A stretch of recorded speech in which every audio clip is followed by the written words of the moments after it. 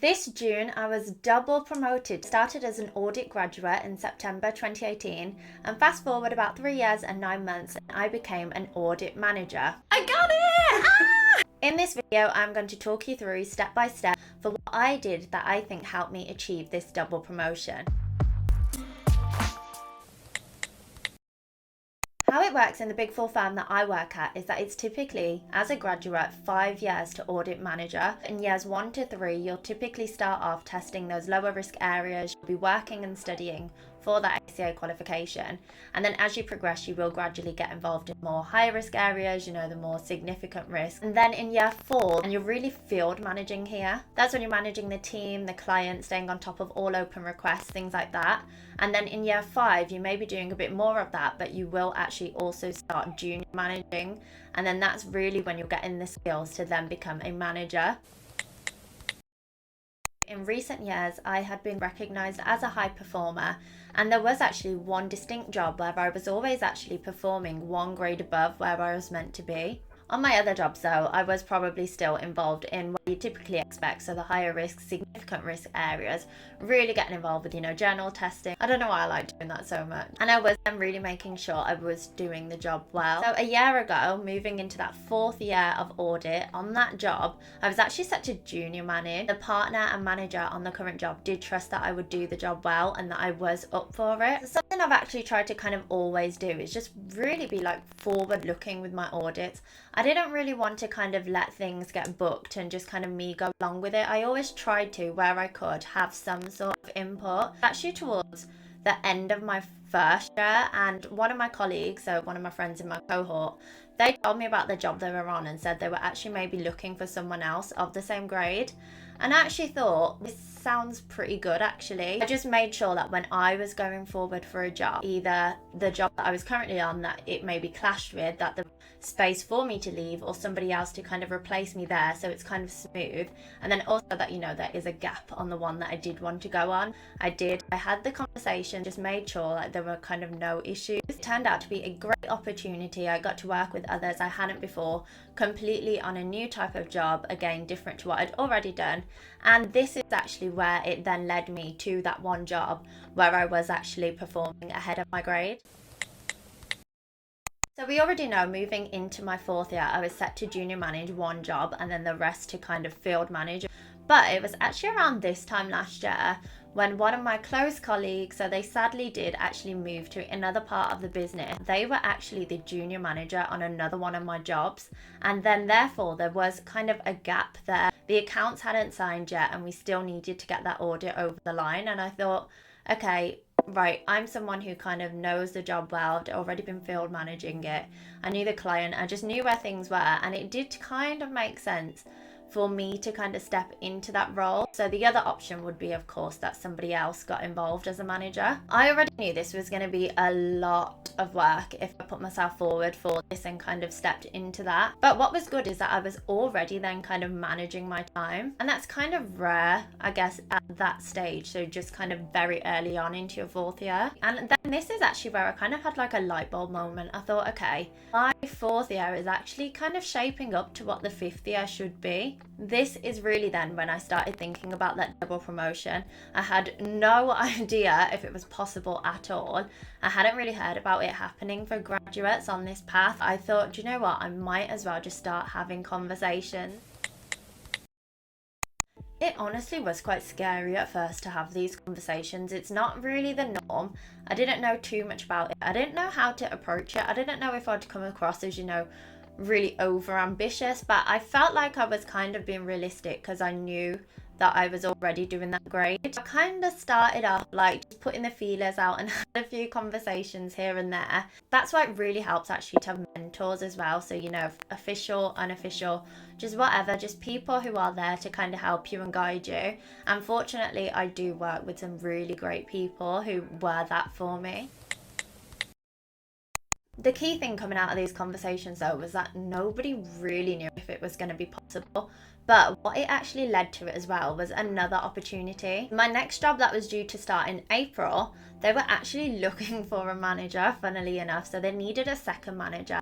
And the AD on the job, she actually really trusted me and thought that I would be a good fit, which I'm very, very grateful for, because then again, it allowed me to have that in my pipeline and just lined up. So I put myself forward, and then that was kind of all set as well. So the more conversations I was having, the more my confidence was kind of building in terms of, being actually able to just speak about it. I did get some very good advice. I got 2 critical pieces of advice that I think really helped me, and I'm obviously going to share that with you. The first tip was to actually know what a manager does and to kind of already be doing these things. This is critical because to get a double promotion, you need to show that you're already working above your grade, and then also demonstrating that you'd be good at the next. In these conversations, what it meant is that I thought about and found out things that maybe I wasn't actually doing or hadn't done much of. So here I would advise actually that in a firm they might have objectives and kind of scorecards that show what you need to do at each grade, and which one is for you and which one's a grade above. I was kind of finding these out through the conversations as well. So for example, as a manager, I knew that you need to review work, and I already had that lined up on that first junior manager job. But other things I hadn't actually thought about were raised to me. So, getting involved with the budgets and resourcing, being the key contact for specialists in the team, as well as, those reviewers as well, so those professional reviewers.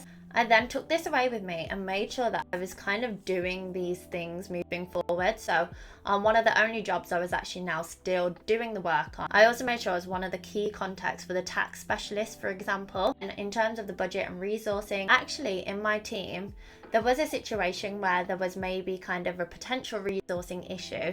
So outside of my role, I really spent some time on that, trying to, put some energy in and just give it some thought. And I managed to kind of rejig things, and it actually turned out to be a really positive and beneficial solution. So that again was just a great way to show that I am kind of doing the right manager type things that I need to. The second key tip is to get feedback. Get as much feedback as you can. Get feedback from, the right people. What I kind of mean by that is maybe, the partners and directors and those more senior on the job, but actually also even more junior members of staff. So both upwards and downward feedback work, because as a manager, you do need to show that, you are a strong coach and you can really help develop people as well. So you can, back yourself and say, yeah, I'd be so good at this. Like, I think I'm great.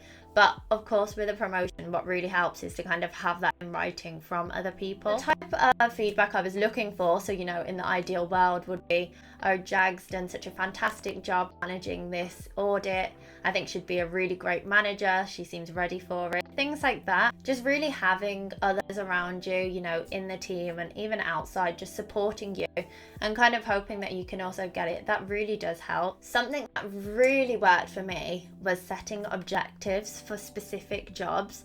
So one of the partners that I worked with on that job where I was initially junior managing anyway, she really did support me, and she also did want to set objectives with me. So we could set out at the start of the audit, okay, this is what Jag would need to do to show that she would be a great manager. And so, having good quality reviews, sticking to deadlines, those kind of things.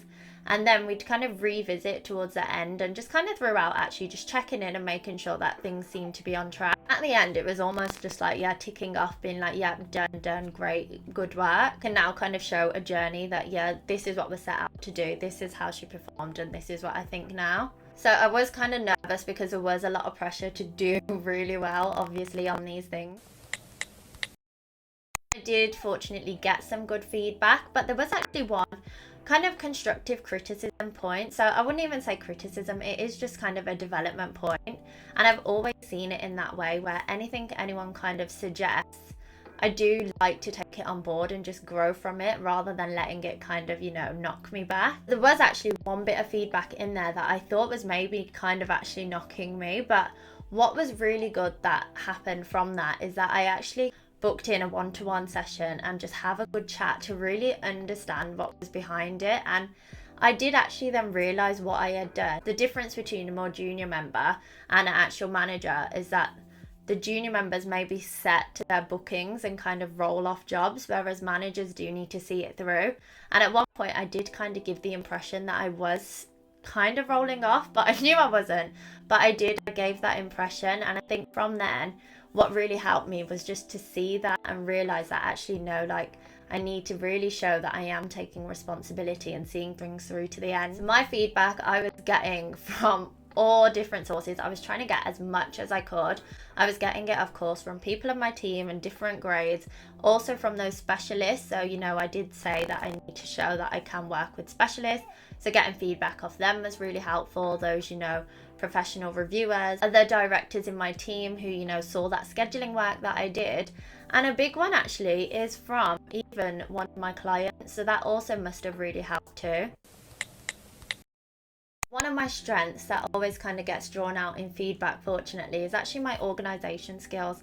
And I think that's key to being a good manager. A tip that I just want to give is that I think I've managed to do that because I really make use of Microsoft OneNote, just keeping notes of pretty much everything.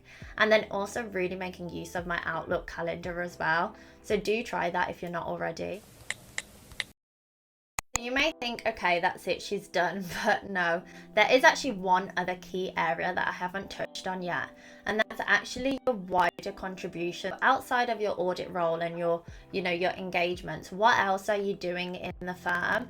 And that really, really helps actually, because as you go on to be a manager and more higher up in the firm, you do need to get involved in other areas, so other initiatives, whether that's facilitating training, if you're leading on things, any projects, things like that really do help. I started building this as soon as I could, so it was actually pretty early on where I started to get involved in honestly just a lot of different things. For example, the social committee, being the leader for the year group meetings and different initiatives, and it was overwhelming at times, I'm not gonna lie, because it is on top of your normal day-to-day job. But again, it's another way to show that you can manage your time well. It helps build your network and your presence within the firm, and it really does just give a fuller picture of who you are. So something that makes this extremely rare actually, and is the reason why it was in 3 years and 9 months rather than 4 years, is actually because the promotion process in my firm was moved forward 3 months. So instead of it being in September, it was now moved to June.